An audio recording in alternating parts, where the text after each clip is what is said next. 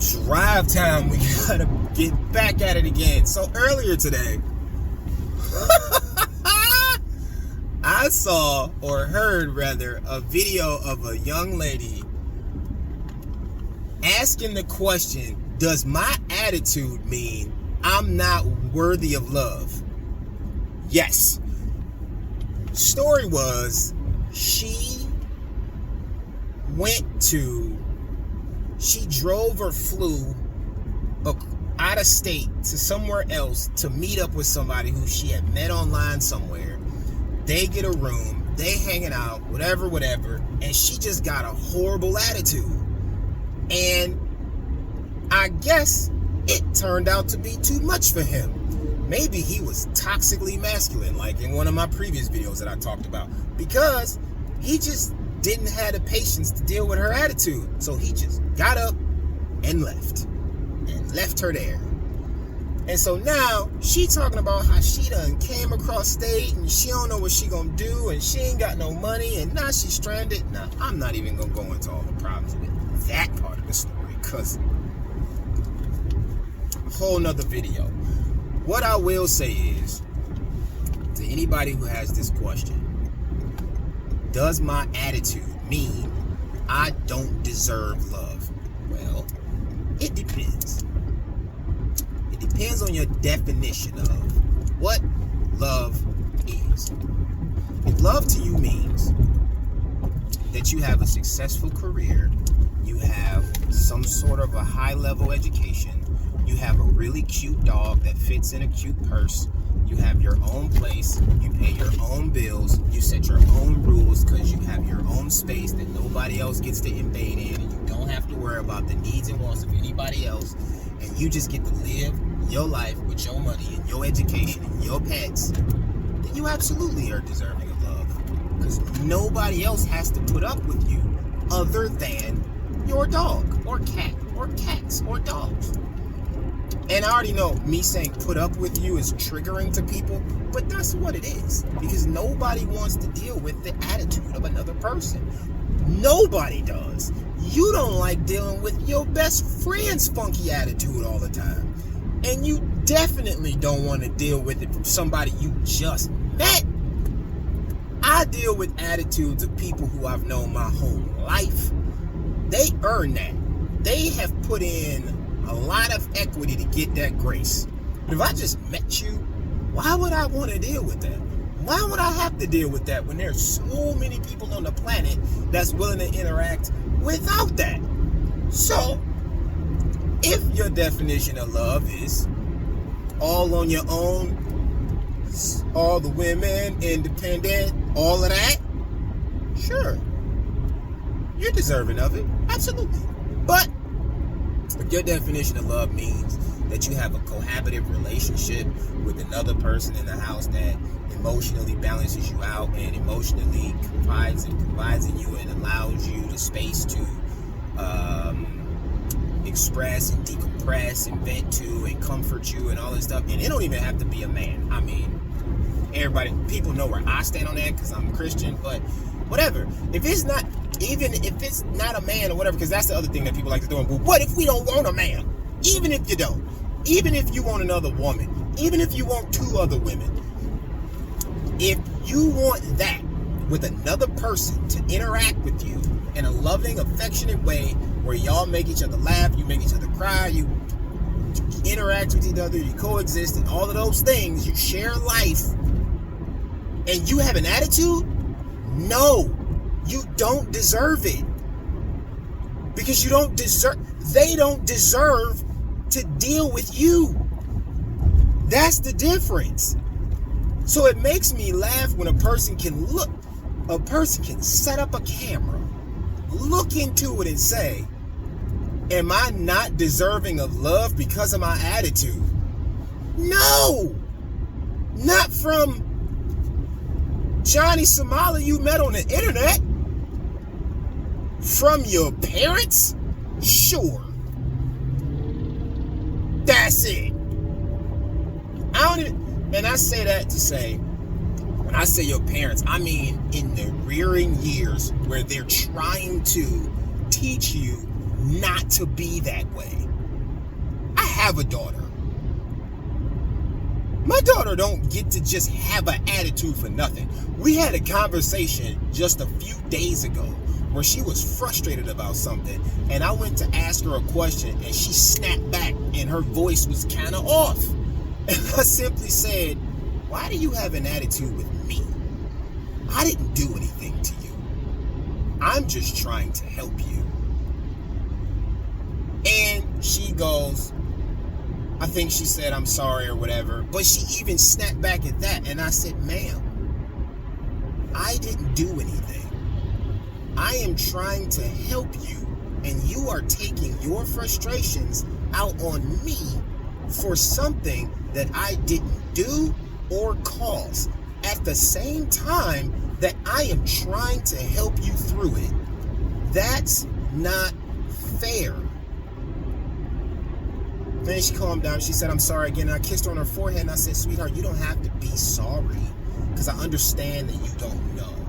But I'm explaining it to you so you will know, so you don't do this to someone and then make them upset too for something they did not cause. Now, I don't know if anybody ever had this type of conversation with this young woman, but for the fathers with the daughters, I suggest you do. Because the problem is too many dads that let their daughters have funky attitudes and they say nothing.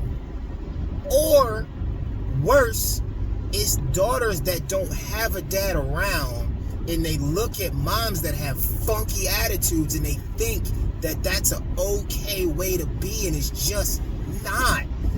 Oh, you're being toxically masculine. You're tone policing. Shut up. Go buy a bowl, put some fish in it, and talk that stuff to them.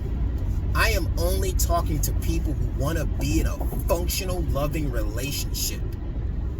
And the people who do will do what I'm saying.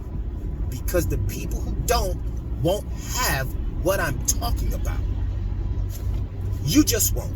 And what I'm talking about is a functional, loving relationship. You might have a relationship. You might have function with other people.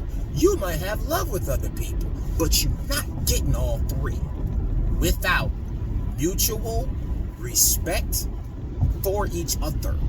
It's mandatory. Just is. Which is why, which I know y'all hate when I talk about it, but that's why the Bible says, love thy neighbor as you love thyself. Because you know you wouldn't want somebody else to treat you with a funky attitude, so why give people one? And the craziest part about it is, it's always the people with the funkiest attitude that's always talking about they don't want to deal with nobody's funky attitude. Like, for real? Like, I just did a video about the lady who assaulted the lady who was street interviewing her. And a lot of the people who are defending her are saying, oh, well, that lady this and that lady that. And she's a prime example. She didn't like the fact that the interviewer was getting a little snippy and sassy with her, but the interviewer didn't do it till she did it first. So again, a prime example of a person who had a funky attitude, and then when they received a funky attitude, they decided that, oh, ball game, I want to fight now. Fellas, talking to you now. And I even gave some context to this in one of my last videos. Y'all have to, as you youngsters say, stand on business when it comes to dealing with people. And what I mean by that is, and specifically to this context, this was a first in-person interaction when he did this. And he made the best decision he could have. Because had he just endured her personality or her whatever for that day, just so he could finish what he planned to do that night in the room, she would have then knew and felt that it would be okay for her to be that way every single time they interacted. And he would have had to endure that behavior every single time they interacted. When the adverse is, you see that stuff address it immediately, and then move on about it. You don't have to make a huge fuss about it. You ain't got to yell and scream about it. Just calmly and directly address it, and then keep it moving. And if you decide you want to still interact with the person, give them a chance, that's on you. If you decide that it ain't even worth it at all and you just want to keep moving, that's on you. Either one works. But what you don't do is just, maybe it was just, it don't matter. Because I told someone once, they were getting married, and I said, hey man, you sure you want to do this? This is the conversation I say to everybody. When they make a life decision, I say, hey, you sure you want to do this? He said, yeah man, of course. I said, okay, well, understand this.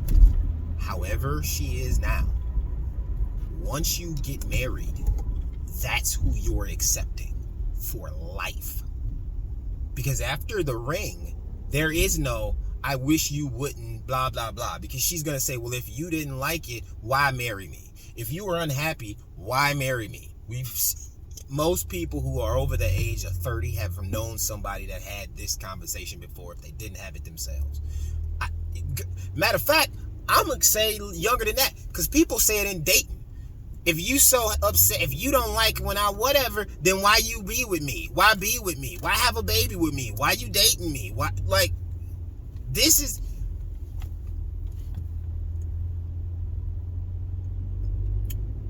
People in general teach each other how they must be treated. So when you don't say, hey, that's not okay, the other person is given the freedom to assume that it is okay. And so then if it suits them, they can just continue on with the behavior. I have interacted with people in the past to where they did something and immediately I went, whoa, don't do that. That's not cool. And then they'll try to, I was just playing. I was like, I don't play like that. Don't do that. That's not cool. Well, I'm just saying, listen, I hear what you're saying, but it sounds like you're blowing off what I'm trying to tell you. I don't play like that. And if you feel like it's that trivial, I need to go. Immediately turn around. I'm sorry. Okay. I didn't know. I'm sorry. That's the response that you're supposed to get. If you get anything other than that, you just gotta bounce. You gotta bounce. If you tell a person, and this isn't even just a man thing, truthfully, this is a person thing. If you tell a person, yo, don't like that, that's not cool, chill, and they keep doing it, you gotta bounce. Because what's happening is they're expressing to you that your boundaries matter not, and they don't care. I used to know somebody who had an issue with always roughhousing with people or whatever, which, whatever, you know what I mean? Like, I've been in decent shape my whole life, my adult life more so than any other time as a kid. But as I've expressed a few times, I've danced my whole life. Every job I've ever had has been something that was like somewhat physically laborious, with the exception of an internship I had in high school. Every other job I had has been some sort of a physical thing. Not every other job, with the exception of like maybe 2 or 3 other things. But the main things I've ever done at least require me to be up on my feet and walking around all the time. So, hanging, chilling with people, and this dude liked to punch people in the knees when they walk by. Now, that's probably a trivial thing to most people. They don't care. Whatever. They sit all day. I don't. I walk all day. I use my body. I use my legs more than anybody else. And I mean, if you don't understand the concept, look up insurance and then type any pop star you know that dances, like Beyonce, Sierra, Rihanna, Usher, Chris Brown. Most of them have insurance like on their legs or their bodies because they know how much money they make that way. Some of them just have general insurance, but I believe Beyonce and Ciara at least had like certain clauses out or whatever, or at least it was rumored. I could be wrong. Anyway, I said, hey yo, don't do that. Oh, whatever. I was like, no, it's not whatever, because my legs are my money makers. Don't do that. Like, I don't play like that. It's cool, whatever. You do whatever with everybody else, but don't play like that. So he did it another time, and I said, yo, dog, don't play like that. Like, I'm dead serious, dude. Like, I'm not playing. Like, that's not cool. Like, you messing with my money by doing that. Like, and it's because people who aren't physical don't understand how easily you can damage a knee or an ankle or whatever. Like, joints are super susceptible to damage. So he tried to like kind of laugh it off another time, and I'm thinking in my head, okay, Brody do it again, we're gonna have to step in the backyard. Like it just is what it is. And so he went a while without doing it, and then I ended up getting my own crib or whatever after this, because at the time I was young, so I lived with my mom's, and then I got my own crib and everything. And so then he did it again one day. We was all at the house, and I felt my fist clench up, and I'm like,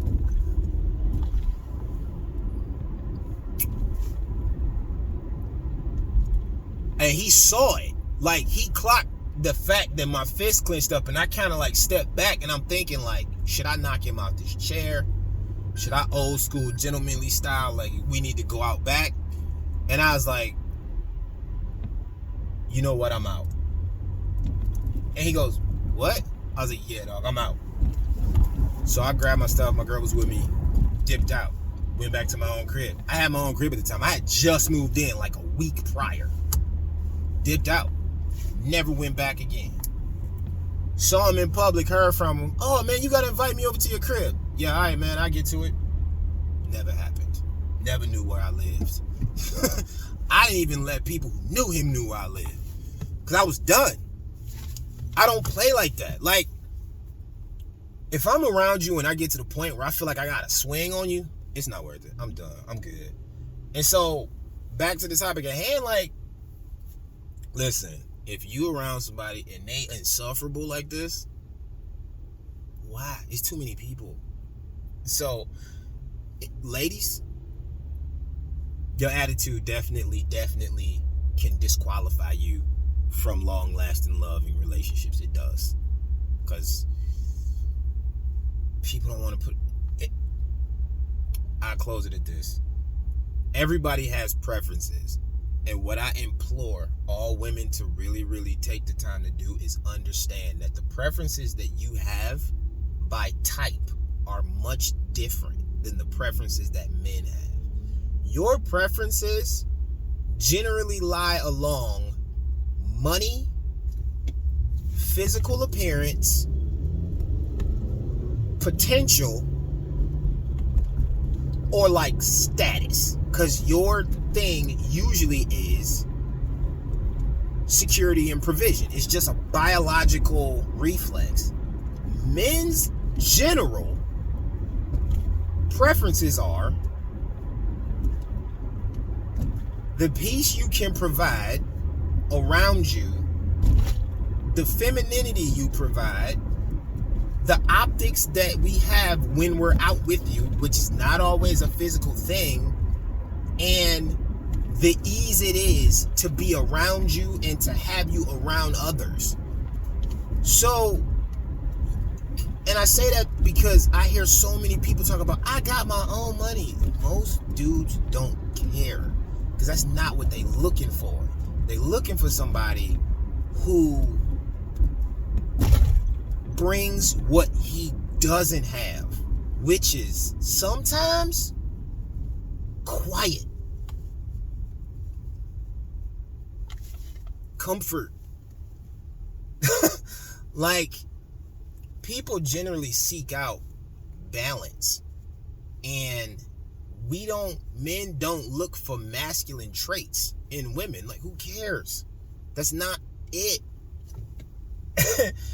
And I always tell women when they get confused about this, you got guy friends right now. You got brothers or uncles or cousins or something Talk to them. Stop talking to your girlfriends in Cosmopolitan and your favorite YouTuber who don't know what they talking about. Ask a dude. Ask a dude that has no skin in the game as far as if they can get you naked or not. Then you'll know the truth. Because they'll tell you. A guy who's trying to get with you is never going to tell you, hey, don't give it up for the first few weeks. See what he about first. A guy who's trying to get with you going to be like, I mean, ain't nothing wrong with it, though. Not the same. Our brains work different. We design different. And our preferences are different. And if you got an attitude, no, you don't deserve love. Not that way. Not from an adult human being. You get it from a fish. From people? Nope, not at all.